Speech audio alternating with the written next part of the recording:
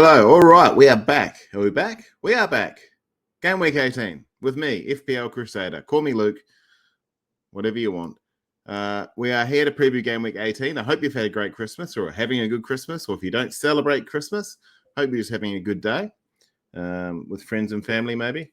I am recording this just before Christmas because my parents are over from New Zealand and they are extremely needy, so I cannot get out of their sight for the entire day. So they've given me a few hours grace, so I just wanted to talk to you about Game Week 18. It's on Boxing Day, 26th of December for those that don't celebrate the Christmas stuff, whatever. All right, so let's have a crack. So today I'm going to run through very quickly Game Week 17, the week that was, and then we're going to look through for some Game Week 18 stats. I'm primarily going to look at captaincy. What else we got there? We got a differential, and also Bukayo Saka provisionally is injured. Now, there's reports saying it could be 4 to 6 weeks. So I've got a few options there for your Bukayo Saka replacements there. So let's just crack on straight away. First things first, Game Week 17, the MVP, the one and only Mo Salah. 2 goals, 2 assists, 3 bonus, 21 points. Just clone him. I mean, even if you don't want to sign him again, Liverpool, clone him. Give every single team in the league a Mo Salah. That can be their, don't worry about the $100 million. Give them a clone of Mo Salah because that's what they'll need. 15 goals, 11 assists at 15.8 XGI. He is absolutely destroying the XGI. He's making a mockery of that stat, so much to the point that we don't really need to look at it anymore for him specifically. We still need to look at it for other players, especially if there's a trajectory of XGI. Then we're going to think, okay, maybe they're going to start scoring. But for this bloke, bloody hell. What more needs to be said? He is obviously the greatest FPL player that's ever lived. If he keeps playing like this, he's going to be one of the better Premier League players that's ever lived. He's on 177 FPL points, and he's still in the first half of the season. That's a chaotic rate. Could he get 400 points? I saw a thing a few years ago. I think it was Gianni did that. What would the greatest single season players get in FPL? And I think it was Leo Messi's 96 goal season where he got over 400 points. Not all 96 goals were in the league. He got 50 league goals, but he would have got well over 400 points. I'm not sure if Mo Salah's going to get 50 league goals, but he is getting as many goals as assists almost. So could he get 400? Could he get 350? Either way, if you don't have him, I really hate the E word, but essentially he's essential. Let's have a look a little bit at the, we'll touch on them really quickly in the Game Week disasters. City, Villa, 2-1. I've still got Haaland. Laugh all you want. Not only is City not defending well, for those who watched it, Duran is starting over Watkins again, and he scored. He could have scored in the first 10 seconds. But I think he panicked a little bit because it was so early, and he tried to shoot around Ortega from outside the box, but Ortega just made himself big. And to his credit, he got the save there. But Duran should have had that one. One of the things I noticed, whether or not it's a defensive aspect from these teams or if City are just stupid, Erling Haaland isn't getting enough shots. He's not getting the ball enough. It's just not going his way. You got Jack Grealish was trying to prove the Aston Villa fans that he's still a good ball player for the first time in however many game weeks. He was actually on the ball and playing relatively well, but I wouldn't say he was amazing. He was just faffing about as he usually does with his floppy hair. Phil Foden, every time he got the ball, he wanted to shoot to prove why he's the MVP. So he's becoming the opposite of a team player now, which is affecting City. I don't think he'll be dropped, but he scored a goal in the 90th minute as a consolation goal. But, I mean, with Phil Foden in the team, I don't think the City's going to get any better, put it that way. But they need to get – De Bruyne needs to play more games, or they need a De Bruyne replacement, right? Like, what's their succession plan? There's no succession plan for De Bruyne because Phil Foden just wants to be – I guess he wants to be the next Salah. I don't know what he's up to. But they need someone to replace De Bruyne and do the jobs that he did. Easier said than done. He's a great player, but he complements Haaland so well. When they play together, they look amazing. Forest beat Brentford. Forest top 4. Well done. Newcastle beat Ipswich. I didn't have Isak. Obviously, I couldn't get to him, but those who did, You probably got massive points this week, so congratulations. Alexander Isak. I think if we go towards Isak now, it might be points chasing. I was concerned that Newcastle weren't going to travel very well, but that was I was shown wrong there. West Ham and Brighton 1-1. Garden Centre game. Get out of here. Arsenal, Crystal Palace. The big takeaway from that is the fact that Saka's injured. However, Arsenal did spread around the scoring, which is over the last few weeks they haven't been able to score. So that was very interesting. But you can't really do the hokey cokey with Arsenal because you don't know who to go with if you're going to get rid of Saka and keep the funds. Everton, Chelsea, another dour affair. Everton just battened down the hatches, as did Southampton against Fulham. That was very frustrating to watch, and I'm still not over it. I'm still angry. How can we go from drawing with Arsenal and Liverpool in 2 weeks and then Southampton just essentially put up a brick wall? Oh, my God. Frustrating. Wolves beat Leicester. That was interesting. I didn't expect Wolves to do that well against Leicester, considering they've been playing shocking. Manchester United, Bournemouth. So if there's any Manchester United fans watching, this is your transition period. Old mate Amarim has been given a shocking team, and none of the players really play in his in the style that he wants. Apart from maybe Ugarte and apart from maybe Bruno Fernandes, and obviously Amad Diallo is doing really well, but they shouldn't have lost this game. At home to Bournemouth. Like on paper, they shouldn't have lost this game, but they did. And on a selfish note, I've got Evan Nelson. I've had him for 3 weeks. He hasn't got one return. He should have got a return here. The best game of the game week, obviously, was always going to be Liverpool and Spurs, 6-3. What an absolute amazing game. 9 goals. Mo Salah capitalised. Dominic Szoboszlai capitalised. Those who kept Luis Diaz from the start of the year and had like 12 blanks in between then and now, hallelujah. Well done. Congratulations. I'm proud of you. On a personal note, Kulusevski got his routine 6 or 7 points each week. I've got that again, so I'm happy. That's how the game week that was. The captaincy choices, this is thanks to Live FPL. Mo Salah was 36%, a little bit lower than last week. Haaland was 20%. Then we go down to Palmer at 15, Isak, Saka, and the rest are just cannon fodder. But there's only really 2 players out of the top 10 that return anything decent, and that was Isak and Salah. I put Isak on here with a captain hat because otherwise, I could just put Salah on every slide and I'll call myself Mr. Mo. But Salah's 21 points, Isak 17 points. For those who had both of them, you had an amazing game week. This week coming up seems like a Mo Salah captain as well. But if you don't want to captain him, there are a couple of alternatives, which we'll touch on a little bit later. But realistically, he's got a plum fixture. All right, let's just touch on my team for a while for game week 17, the week that was 150k green arrow, which is not really much considering I'm at 2.2 million. Should have been a lot more. Fun fact, I did a poll on Twitter and I also did a question on Blue Sky because you can't do polls yet as to who to play between Mikalenko, who was home to Chelsea, Faze, who was home to Wolves, and also Luka Dean, who was home to City. Now, they're very smart people over there on Blue Sky. They're very nice. It's like the Twitter back in the day. They're very nice, and they said, play Mikalenko. I was probably always going to play Mikalenko anyway, but thanks to them, it just reassured me. So he got the 7 points, and I played him. That was good. The poll results on Twitter, they said play Faze. As if I was ever going to play Faze. I just put him there because he was one of my options. But the twats on Twitter came out in droves and just trying to piss me off, I guess, or just trying to troll me. Who knows? Maybe they just didn't give a shit. Who could be any of those. My current rank is 2.1. It was 2.2.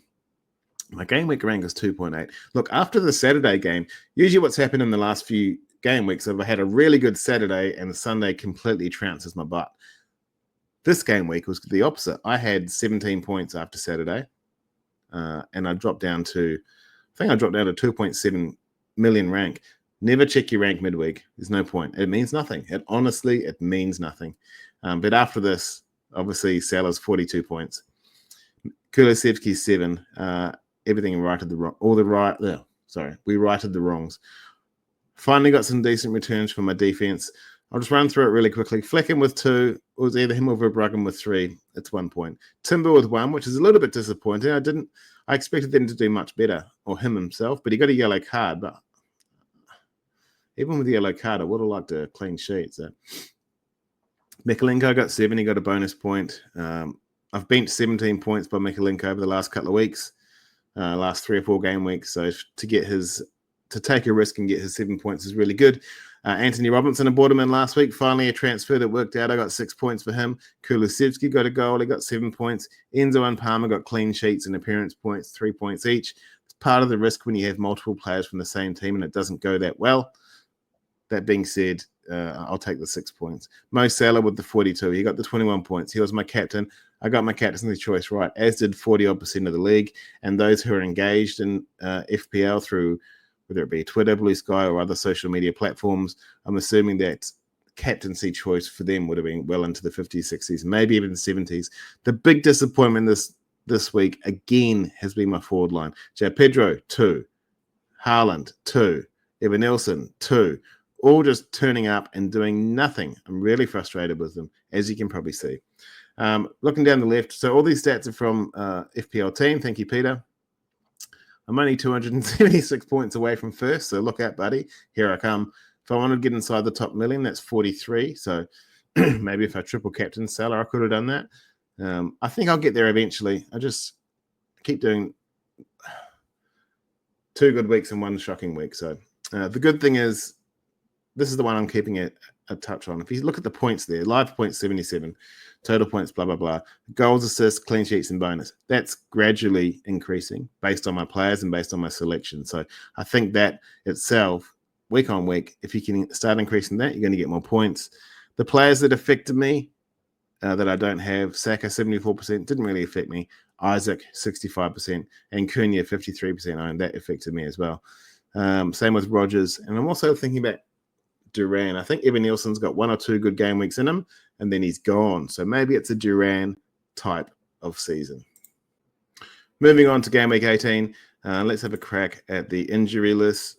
Before we do, I'll just have a look at the fixtures down the left. So who's got some good fixtures coming up? Man City do. If you've still got Haaland like me and he doesn't pump some points over the next 2 or 3, and I probably lost a whole bunch of points, but I just have to get rid of him. Realistically, the only reason I kept him was for these. Liverpool got some good fixtures as well. Leicester, West Ham, and United. They should smash United, given their current form. Southampton actually had pretty good fixtures. Not that they'd ever go there. All right, let's have a look at the injury list. First things first, before we do that, the name of this pod, or the way I advertise it, is The Lord of the Rings is a Christmas movie. So if you are a Lord of the Rings fan, you have a viable option, a viable reason to tell your family to sit down throughout Christmas and watch the trilogy of Lord of the Rings. The Lord of the Rings, Fellowship of the Ring, in the first movie, they departed on the 25th of December. Obviously, that's Christmas Day. Therefore, Lord of the Rings is a Christmas movie, and no one can say don't watch it. If you're not a fan of it, do yourself a favor and give it a crack. FPL injury list. Pope, 5% owned. He's got a knee. He's out with a knee injury. Now, they played Leicester. Was it Leicester? Whoever they played last week, it didn't really matter. But we've seen in the past when Pope's injured, the defense isn't as flash. So in tighter games, that might affect you. Think about that if you want to steam into Hall or, dare I say it, Burn or whoever else might be there. But he's out until game week 21. Saka, the man of the moment, the man of the hour. Everyone's going to be talking about. Every single FPL podcast will have a picture of him and tell you what to do without him. 40% owned, which I thought should be higher. But in saying that, he's blanked over the last few, and their fixtures haven't been that amazing. He's got a hamstring injury, and we know with hamstrings, they can either be 1 or 2 weeks or he can be longer. It really depends on him. He's been carrying injuries or limping off games for the last 2 years, it feels like. So who knows how bad this really is. And maybe he just needs a certain amount of time on the sideline to actually recover rather than just getting up to 70% and then running back out there and destroying his body again. Early reports are 4 to 6 weeks. As I said, it's probably a good jump-off point, as we can see. They've got Ipswich this week, which even if he was fit, I'd assume they'd rest him for it. And then they've got a tougher fixture run coming up. So Brentford, Brighton, they're both away as well. So speaking of Brighton, Danny Welbeck, 10% owned. He's got an ankle injury. The Gales dropped points in the last few game weeks since his injury. However, they're still going to score points. But if you've got him, I would suggest just transferring him out. It was a C with Brighton. They've got Brentford at home this week. And then we've got Villa and Arsenal. Not the best. I mean, not the worst, just not the best. Potentially keep it for 1 more week and then go to Duran from 19 and 20, which is probably what I'll do. But yeah, also, footnote, Mark Cucurella is back. So Chelsea this week have Fulham. It's a derby game for us. Hopefully Fulham can get up, but I think Chelsea's pent-up aggression against Everton will just unleash. I don't expect us to get hammered, but I think Chelsea might get the chocolates this week. However, I do think Fulham will put up a good fight, and we could probably sneak it at least a draw. We could still win, but it just feels like Chelsea are on a bit of a juggernaut at the moment. And then they've got Ipswich and Crystal Palace too. So he's still a good jump-on point for any defenders that you want there. That being said, Kukurea is over 5 million, so ask yourself whether you need to spend that much. Captaincy for game week 17. My top 3 picks are Salah, Isak, and Haaland. Yes, Haaland's up there. I've got XGI stats posted here. As you can see, Salah is number 1. Palmer is actually number 2, and Haaland's number 3. Isaac's number 4. But the top 3 really streaks ahead of the rest of the league.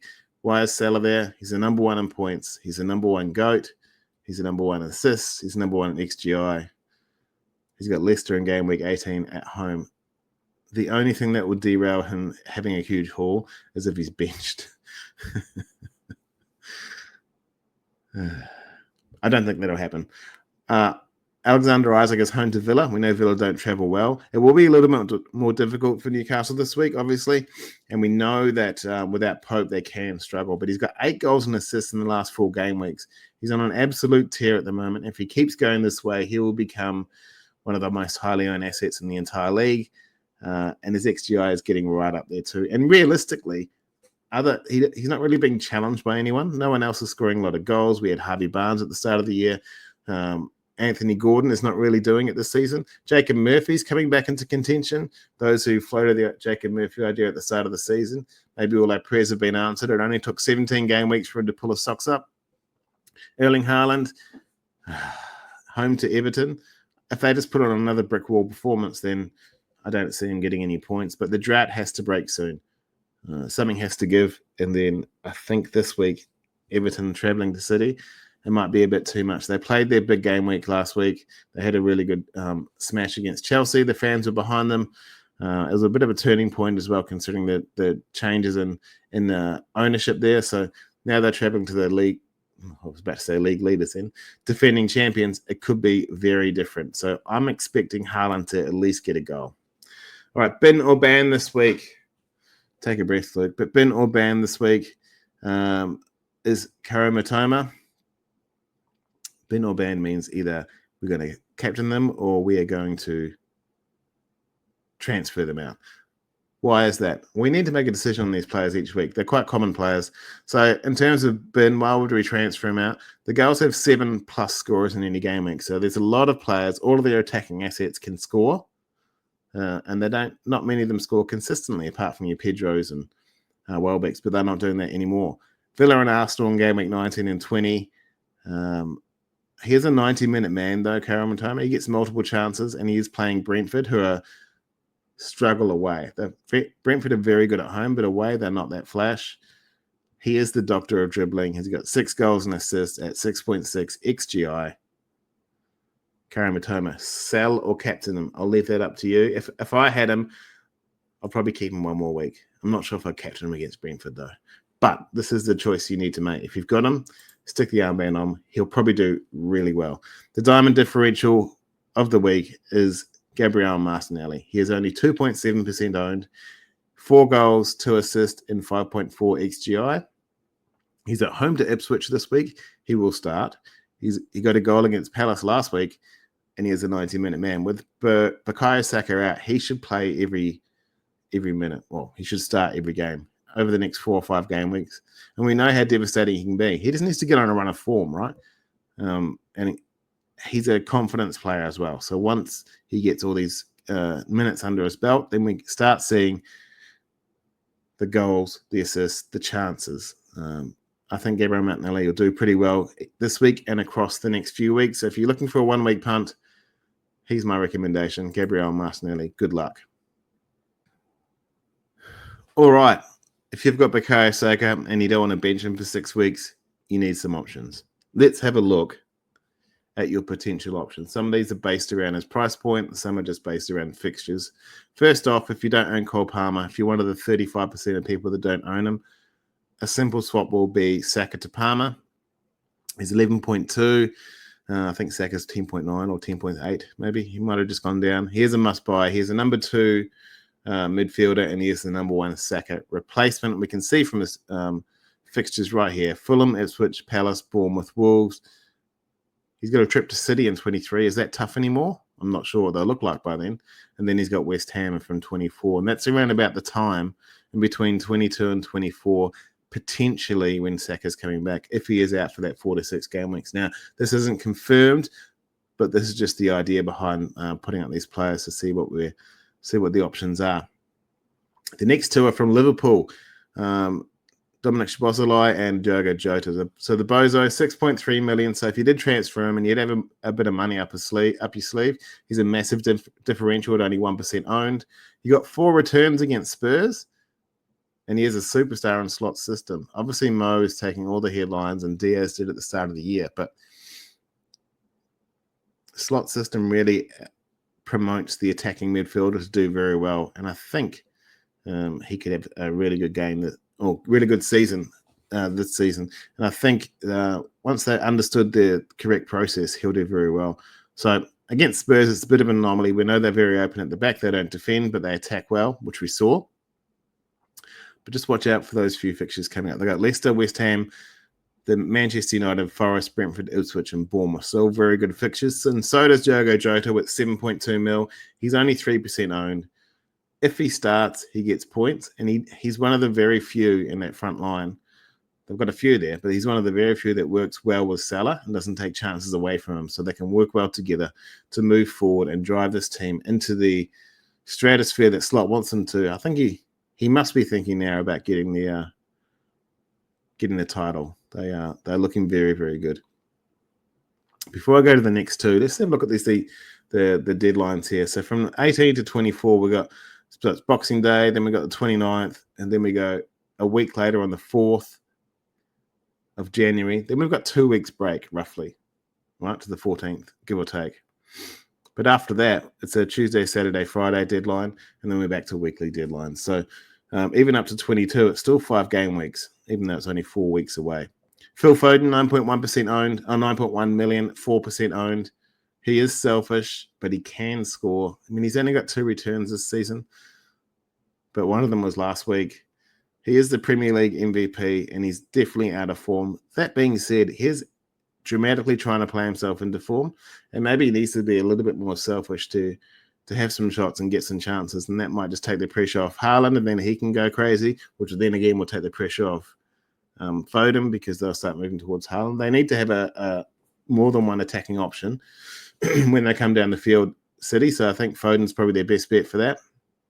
Whether or not he'll keep doing that, I'm not entirely sure. I don't really know if he wants to be consistent this season. He doesn't really seem interested, apart from when he's got the ball at his feet. But that's a Pep issue to fix. Sonny, 9.8% owned. So apart from Palmer, if you don't have Palmer, he is the highest. Sorry, 9.8 million. He is the most expensive. He's only 5% owned, though. He's a captain and starter, so he'll get at least 75, 80 minutes. And Spurs don't blank. So no matter what happens, he's going to get chances. If we go back to the fixtures, City have got Everton, Leicester, West Ham, Brentford, Ipswich, and then Chelsea and Arsenal. So up until 22, they got some pretty plum fixtures. With Spurs, they've got Forest this week, which will be tough. Then they got Wolves, Newcastle, the North London derby, which anything can happen there. And Sonny does really well against Arsenal, Everton, Leicester, and then Brentford as well. I wouldn't suggest that Brentford is a red fixture anymore. So if it was me and I had Saka, which I don't, I would take Palmer. But if I didn't have him, I would probably go with Szoboszlai. That would be me. But happy to hear what you would do, and interested to see who you're going to replace him with. You got an option to have like for like, or save some money and put it elsewhere. All right, speaking of Game Week 18, this is how I line up. So I've done 1 transfer. I've got Munoz is in, and Luka Dean's out because he's an absolute waste of space. Faze and Everton have been benched, and Salah is the captain. Running through the team, I'm starting Verbruggen at home to Brentford over Flecken, who's travelling to Brighton. Robinson away to Chelsea, Munoz away to Bournemouth. He's the new man in, and Timber at home to Ipswich. For God's sake, Arsenal, just give me a clean sheet. Palmer's at home to Fulham, so is Enzo. My captain is Mo Salah, who's at home to Leicester. Kulusevski is away to Forest. That'll be interesting to see what happens there. A lot of home fixtures for my teams here. Evan Nielsen is at home to Crystal Palace. Haaland's at home to Everton. He's my vice captain. And João Pedro's at home to Brentford. On the bench, it looks disgusting. Like Faze is away to Liverpool. McNeil and Mikalenko are away to City. That might not be a bad... that might not be bad at all. Who knows? But yeah, I think the team looks really good. Really good, I should say. I think next week, João Pedro might have to go out if they have no injuries and no urgent matters. João Pedro might have to go out for Duran. I just think that's a good win. And then potentially I can get Evan Nielsen, or maybe I just break the bank and go Haaland to Isak and just forget about the big Viking idiot for a while. Hopefully Munoz coming in, he'll be a season keeper. Same with Robinson and Timber. They'll be my three best defenders. Kulusevski, I keep wanting to get rid of Kulusevski just to bring someone else in, but he keeps giving me the 5, 6, 7 points, which is more than you can expect for someone at that price range every week. You might get a haul from someone else, but then they have 3 or 4 blanks, and that peters out to be about the same thing. So, Kulusevski I'll keep Enzo for the foreseeable future until Manchester United's fixtures get better. Then he's a bit of a no-brainer to go straight to Ahmad. Obviously, Salah and Palmer are staying. I've talked about Pedro and Evan Nielsen previously. With Evan Nielsen, he might just have to go to a Chris Wood or something to set and forget. Faze is just burning a hole there. And McNeil and Mikalenko. I don't really know what to do. I think I'm going to keep Mikalenko because he tends to get a few bonus. McNeil will have to go, I think, because Everton are at the point where they don't really want to score points. They'd rather just keep nil-alls. But I'm happy to bench him. And then maybe he can be a Rodgers or someone else in that price bracket. When the fixtures come a little bit better, I might even go to Wobie. Who knows? But those are my thoughts. This is how my team lines up. This is my bus team, and I'm pretty sure this is how I line up. Expected point 63. I want 77 again because I really need to improve that 2.2 million rank. That's all from me. Hope you had a wonderful Christmas and then leading up to a wonderful New Year. Spending time with your families, or if you don't celebrate Christmas, just spending time with loved ones and your friends. And big smiles. If you have some time off and you don't celebrate the Christian holidays, then just watch some cool movies or play some games. Maybe just take your mind off FPL for a while. But don't forget about the deadlines. I hope you'll have a really good game week 18, and I hope everyone gets a green arrow and your differential score hat tricks. My name's Luke, FPL Crusader. Thank you very much.